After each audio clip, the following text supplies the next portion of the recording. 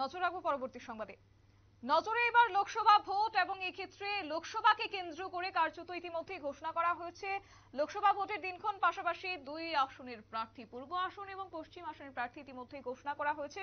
যেখানে পশ্চিম আসনের প্রার্থী প্রাক্তন মুখ্যমন্ত্রী বিপ্লব কুমার দেব, এছাড়াও পূর্ব আসনের প্রার্থী কৃতি সিং দেববর্মা, তাদের সমর্থনে আজ কার্যত রাজপথে র্যালি সংঘটিত হয়েছে, বিশাল র্যালি, এবং যেখানে আজ উপস্থিত ছিলেন প্রাক্তন মন্ত্রী এছাড়াও বর্তমান বিধায়ক, সকলের উপস্থিতিতে আজ সংঘবদ্ধভাবে র্যালি সংঘটিত হয়েছে। এবং যেখানে নির্বাচন ইতিমধ্যে ঘোষণা করা হয়েছে, নির্বাচনের দিনক্ষণ, এবং নির্বাচনের দিনক্ষণ ঘোষণা হতে হতেই বিজেপির সদর শহর জেলার উদ্যোগে পশ্চিম ত্রিপুরা আসনের প্রার্থী এবং পূর্ব আসনের প্রার্থীর হয়ে শহরে মিছিল করা হয়েছে।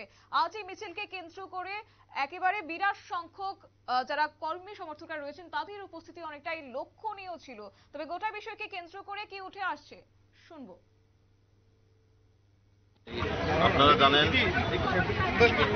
কিছুক্ষণ আগে নির্বাচন কমিশন ঘোষণা করেছে আমাদের ত্রিপুরা রাজ্যের দুটো লোকসভা কেন্দ্র, একটা হচ্ছে পশ্চিম আসন যেখানে আমাদের ভারতীয় জনতা পার্টির প্রার্থী শ্রদ্ধেয় বিপ্লব কুমার দেবজি লড়াই করছেন, আর পূর্ব ত্রিপুরা আসনে ভারতীয় জনতা পার্টির মনোনীত প্রার্থী কৃতি সিং দেববর্মা মহোদয়া লড়াই করছেন।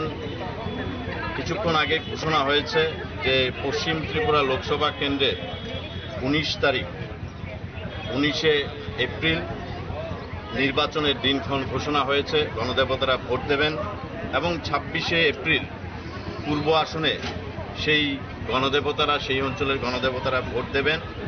আজকের এই নির্বাচন কমিশন দ্বারা আজকের এই যে আগামী লোকসভা কেন্দ্রের মোদিজির হাতকে শক্তিশালী করার জন্য দেশের যশস্বী প্রধানমন্ত্রী নরেন্দ্র মোদিজি দেশকে যেভাবে এগিয়ে নিয়ে চলছেন, এবং মোদিজির যে স্বপ্ন যে 2047 ভারত আবার জগৎ সভায় শ্রেষ্ঠ আসন লবে, আজকে সেই উপলক্ষে আমরা ভারতীয় জনতা পার্টির সদর শহর জেলার পক্ষ থেকে আজকে আমরা একটা মিছিল সংগঠিত করছি দুই প্রার্থীর সমর্থনে।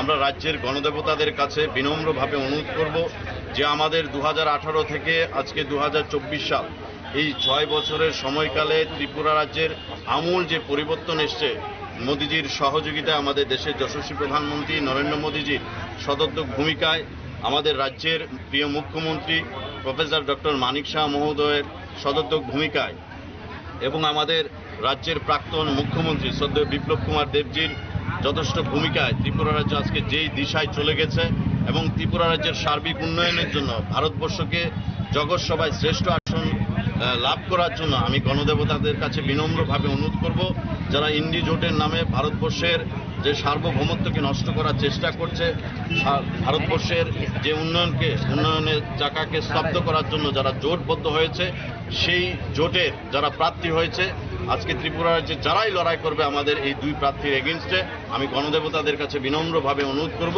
তাদের জামানত জব্দ করে দিয়ে আমাদের এই দুটো লোকসভা কেন্দ্রে মোদিজির হাতকে শক্তিশালী করার জন্য আমরা দুটো পদ্মফুল আমরা ত্রিপুরা রাজ্যের থেকে উপহার দেব।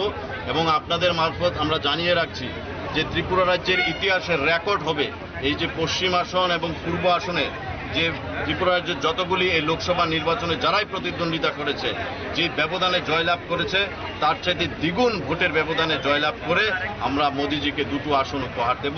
আজকে সেই জন্য গণদেবতাদের কাছে অনুরোধ দেওয়ার জন্য আজকে আমরা সদর জেলার পক্ষ থেকে এই র্যালি বের করছি। আমরা আশা করব এই রাজ্যের আপামর জনসাধারণ ভারতীয় জনতা পার্টির পক্ষে আছে, মোদিজির পক্ষে আছে।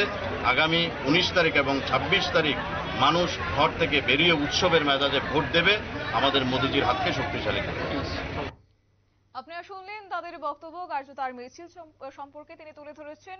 বলা যায় যে এক প্রকার বিরোধীকে ছাপিয়ে এবার এগিয়ে রয়েছে রাজ্যের শাসক দল। লক্ষ্য একটাই যে প্রধানমন্ত্রীর ডাক अब की बार 400 পার, এই লক্ষ্যকে সামনে রেখে এবার এগিয়ে চলেছে রাজ্যের শাসক দল বিজেপিও। এবং এই বিষয়কে কেন্দ্র করে আজ দুই আসনের প্রার্থীর সমর্থনে আজ বিশাল র্যালি সংঘটিত করা হয়েছে, এবং যাকে কেন্দ্র করে আজ সাধারণ মানুষের উপস্থিতিও ছিল অনেকটা লক্ষণীয় এবং উৎসাহ এবং উদ্দীপনার সাথে সকলকে ভোটে যাওয়ার জন্য এবং তাদের গণদেবতাদের অংশগ্রহণ করার জন্য কার্যত আজ তারা বার্তা দিয়েছেন। নিয়ে নিচ্ছে ছোট একটি বিজ্ঞাপন বিরতি, সঙ্গে থাকুন।